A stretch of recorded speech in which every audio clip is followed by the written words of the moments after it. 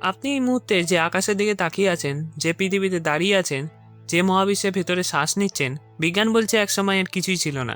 না কোনো তারা, না কোনো গ্রহ, না আলো, না সময়, এমনকি আগে বলে কোনো শব্দও হয়তো ছিল না। কিন্তু তারপর প্রশ্নটা আসে, যে শব্দ শুনলে পৃথিবীর সবচেয়ে বড় বিজ্ঞানীরাও কয়েক সেকেন্ডে চুপ হয়ে যান। বিগ ব্যাং এর আগে ঠিক কী ছিল? একটা অসীম অন্ধকার, আর একটা মৃত মহাবিশ্ব, নাকি এমন কিছু যা মানুষের মস্তিষ্ক কল্পনাও করতে পারে না? ভাবুন তো, যদি আমাদের পুরো মহাবিশ্ব আসলে কোনো বিশাল চক্রের একটা অংশ হয়, যদি কোটি কোটি বছর আগে আরেকটা মহাবিশ্ব ধ্বংস হয়ে যায়, আর তার মৃত্যুর ভস্ম থেকেই জন্ম নেয় আমাদের এই পৃথিবী।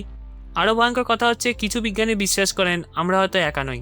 আমাদের এই ইউনিভার্স হয়তো অসংখ্য ইউনিভার্সের মধ্যে মাত্র একটা ছোট্ট বুদবুদ। আজকের এই ভিডিওতে আমরা ঢুকে পড়ব মহাবিশ্বের সবচেয়ে বিপজ্জনক এবং রহস্যময় প্রশ্নের ভিতরে। বিজ্ঞান, তত্ত্ব, রহস্য আর অজানা সত্যের সাহায্যে জানার চেষ্টা করব বিগ ব্যাং এর আগে আসলে কী ছিল।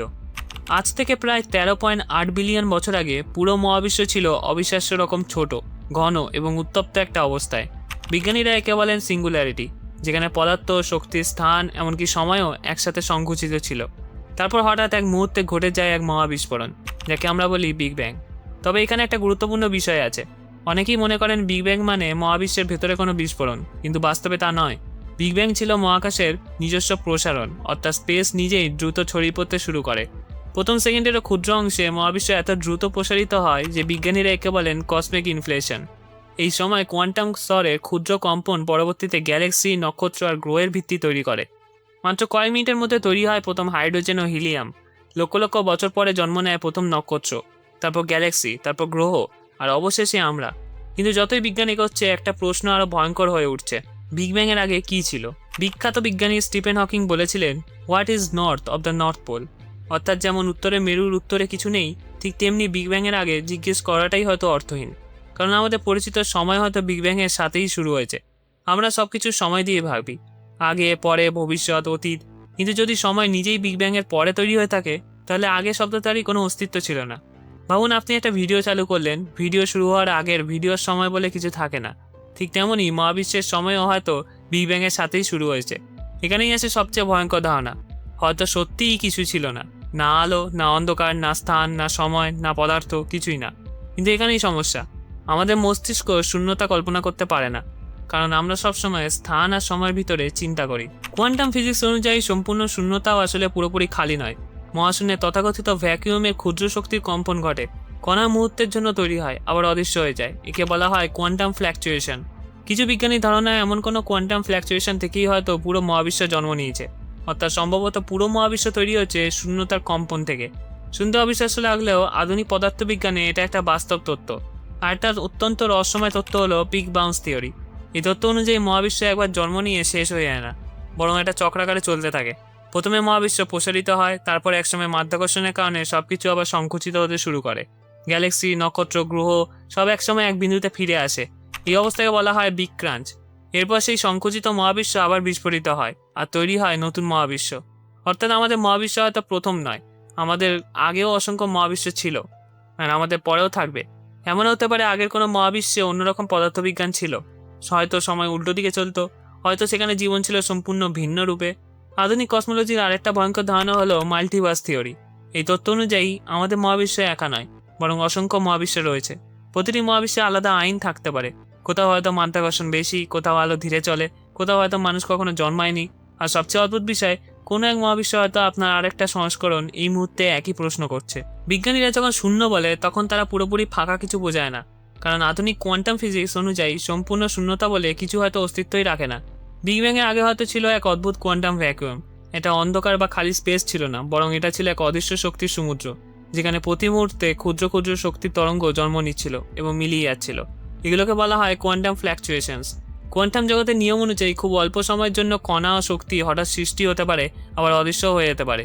কিছু বিজ্ঞানী মনে করেন এই অসীম শক্তির সমুদ্রের ভেতরে এক বিশাল ফ্ল্যাকচুয়েশন ঘটেছিল। এই ক্ষুদ্র ঘটনাই হয়তো হঠাৎ করে তৈরি করেছিল সময়, স্থান, পদার্থ এবং শক্তিকে। অর্থাৎ আমাদের পুরো মহাবিশ্ব হয়তো জন্ম নিয়েছিল শূন্যতার কম্পন থেকে। সবচেয়ে ভয়ের বিষয় হলো, যদি এটা একবার হতে পারে, তাহলে হয়তো এখনও কোথাও নতুন নতুন মহাবিশ্ব জন্ম নিচ্ছে। বিগ ব্যাংয়ের ঠিক পরের মুহূর্তে যা ঘটেছিল তা সাধারণ বিস্ফোরণ ছিল না। মহাবিশ্ব এমন গতিতে প্রসারিত হয়েছিল যা আলোর গতিকেও ছাড়িয়ে যায়। এটাকে বলা হয় কসমিক ইনফ্লেশন। মাত্র 1 সেকেন্ডে ট্রিলিয়ন ট্রিলিয়ন ভাগেরও কম সময়ে মহাবিশ্ব অসংখ্য গুণ বড় হয়ে যায়। ভাবুন, একটা পরমাণুর থেকে ছোট কিছু হঠাৎ পুরো গ্যালাক্সির চেয়েও বিশাল হয়ে গেল। এই তথ্য ব্যাখ্যা করে কেন আজ মহাবিশ্ব এত সমান ও স্থিতিশীল দেখায়। কিন্তু এখানেই শেষ নয়। কিছু বিজ্ঞানী মনে করেন ইনফ্লেশন হয়তো কখনোই থামেনি। আমাদের মহাবিশ্বে এতে থেমে গেছে, কিন্তু অন্য কোথাও এখনো চলছে। এর মানে হতে পারে অসীম দূরে এখনো নতুন নতুন ইউনিভার্স বাবেল তৈরি হচ্ছে। আমাদের মহাবিশ্ব হয়তো কেবল একটা বুদবুদ মাত্র। স্ট্রিং থিওরি অনুযায়ী মহাবিশ্বের সবচেয়ে ক্ষুদ্র কণাগুলো আসলে বিন্দু নয়, ওগুলো হলো ক্ষুদ্র কম্পনশীল স্ট্রিং। যেভাবে গিটারের তার ভিন্ন কম্পনের ভিন্ন সুর তৈরি করে, তেমনি এই স্ট্রিংয়ের কম্পন থেকে তৈরি হয় ইলেকট্রন, কোয়ার্ক, আলো এবং সবকিছু। কিন্তু এই তত্ত্বের সবচেয়ে রহস্যময় অংশ হলো এটি বলে আমাদের পরিচিত 3টি স্থানিক মাত্রা আর সময় ছাড়াও আরও বহু লুকানো মাত্রা থাকতে পারে। কিছু বিজ্ঞানী মনে করেন বিগ ব্যাং এর আগে বিশাল উচ্চমাত্রিক ব্রেন অস্তিত্বশীল ছিল। একসময় দুটি ব্রেন সংঘর্ষ ঘটে, আর সেই সংঘর্ষ থেকেই জন্ম নেয় আমাদের মহাবিশ্ব। অর্থাৎ বিগ ব্যাং হয়তো কোনো শুরু ছিল না, এটা ছিল আরও বৃহৎ বাস্তবতার এক সংঘর্ষের ফল। সিমুলেশন হাইপোথেসিসের এমন একটা ধারণা যা শুনলে বাস্তবতাকে অবাস্তব মনে হয়। কিছু দার্শনিক ও বিজ্ঞানী প্রশ্ন করেন, যদি আমাদের পুরো মহাবিশ্বে একটা বিশাল সিমুলেশন হয়, যেমন ভিডিও গেমের পৃথিবী কম্পিউটারের ভেতরে চলে, ঠিক তেমনি আমাদের বাস্তবতাও কোনো অজানা বুদ্ধিমত্তার তৈরি, তাহলে কি বিগ ব্যাং ছিল? হয়তো সেটি ছিল সিস্টেম স্টার্ট, সময় শুরু হওয়া মানে হয়তো প্রোগ্রাম চালু হওয়া। কিছু মানুষ মহাবিশ্বের গাণিতিক নিয়ম, পদার্থবিজ্ঞানের নিখুঁত ধ্রুবক এবং বাস্তবতার অদ্ভুত গঠন দেখে এই ধারণাকে গুরুত্ব দেয়। যদিও কোনো প্রমাণ এখনও পাওয়া যায়নি, তবু এটি আধুনিক যুগের সবচেয়ে ভয়ঙ্কর দার্শনিক প্রশ্নগুলোর একটি। কারণ যদি এটি সত্যি হয়, তাহলে আমরা কিছু যা ভাবি তা সবই কোড। বিজ্ঞান আসার বহু আগেই মানুষ জানতে চেয়েছিল সবকিছুর শুরু কোথা থেকে। হিন্দুইজমের প্রাচীন কসমোলজিতে বলা হয় মহাবিশ্ব বারবার সৃষ্টি হয় এবং ধ্বংস হয়। একটা মহাজাগতিক চক্র শেষ হলে আরেকটা শুরু হয়, অর্থাৎ মহাবিশ্বের কোনো চূড়ান্ত শুরু বা শেষ নেই। প্রাচীন মিশরীয়রা বিশ্বাস করত বিশ্ব তৈরি হয়েছিল আদিম অন্ধকার ও বিশৃঙ্খলা থেকে। অনেক ধর্মের শূন্যতা থেকে সৃষ্টি বা ঈশ্বরের ইচ্ছার কথা বলা হয়েছে। অদ্ভুত বিষয় হলো হাজার হাজার বছর আগে মানুষ যে প্রশ্ন করেছিল, আধুনিক বিজ্ঞান আজও সেই একই প্রশ্নের উত্তর খুঁজছে। সব তথ্যের পরেও বাস্তব সত্য হলো কেউ জানে না বিগ ব্যাং এর আগে কি হয়েছিল। আধুনিক বিজ্ঞান কেবল বিগ ব্যাং এর পরে ক্ষুদ্রতম মুহূর্ত পর্যন্ত দেখতে পারে। তার আগের অবস্থায় গেলে আমাদের পরিচিত পদার্থবিজ্ঞানের নিয়ম ভেঙে পড়ে। সময়, স্থান, শক্তি সবকিছু অর্থ হারিয়ে ফেলে। হয়তো আগে বলে কিছুই ছিল না, কারণ সময় নিজেই হয়তো বিগ ব্যাং এর সাথে শুরু হয়েছে। তাহলে প্রশ্ন দাঁড়ায়, যদি সময় শুরুই বিগ ব্যাং হয়, তাহলে বিগ ব্যাং এর আগে প্রশ্নটাই কি ভুল? এই ভিডিওটা যদি ভালো লাগে তাহলে এই ভিডিওগুলো দেখুন। চ্যানেলটা অবশ্যই সাবস্ক্রাইব করবেন, আশা করি ভালো লাগবে। ধন্যবাদ।